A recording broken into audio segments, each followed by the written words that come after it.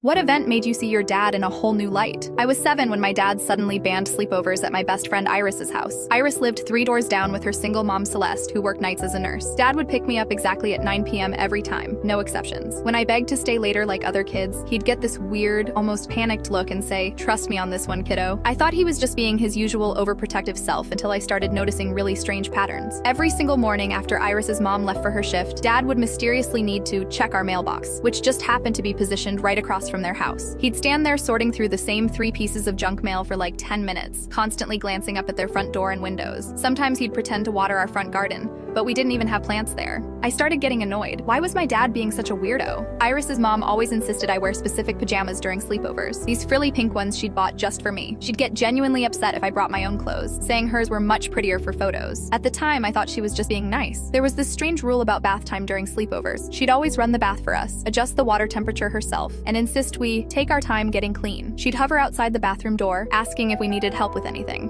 I remember feeling uncomfortable but couldn't explain why. Looking back, Iris always seemed different after sleepovers at her own house. She'd be quiet and withdrawn at school the next day, avoiding eye contact with everyone. When I'd ask if she had fun, she'd just shrug and change the subject. I thought she was just tired, but now I wonder what she was going through every single night. One Saturday morning, I decided to sneak out early to surprise Iris before her mom got home from work. We were planning to make pancakes and watch cartoons. When I got to her back door, I could hear loud voices coming from inside, not normal talking. I crept closer to the kitchen window and peeked through the curtains. Iris's mom was pacing around, screaming into her phone at someone. "I don't care if he's only 7 years old!" Then she said something that made my stomach drop. "The blonde kid from down the street. Yeah, him. He's been here 4 times now." I knew she was talking about me. I was the only blonde kid Iris hung out with. I ran home as fast as my legs could carry me, bursting through our front door in tears. Dad was making coffee in the kitchen. The second he saw my face, he knew something was terribly wrong. Between sobs, I told him everything I'd heard. About the phone call, Dad's face went completely white. His coffee mug slipped from his hands and shattered on the floor. He knelt down, grabbed my shoulders gently, and made me swear on my grandmother's grave, that I would never, ever go to Iris's house alone again. "Not even if Iris begs you," he said. "Not even if her mom invites you directly. You come get me first, understand?" I nodded, still confused but scared by how serious he looked. 2 weeks later, I woke up to the sound of sirens wailing down our street. Through my bedroom window, I watched police cars surround Iris's house at dawn. Officers kicked down the door. Iris and her mom were led away in handcuffs. Our neighbor told us the truth later. Iris's mom had been secretly filming children during sleepovers and selling footage online. Hidden cameras were everywhere. The someone on the phone, her partner who'd been requesting videos of me specifically. Dad had suspected for months. He'd noticed strange cars during my sleepovers and been documenting license plates. The phone call I overheard gave him the evidence he needed. My overprotective dad had been protecting every kid in our neighborhood. He saved us all.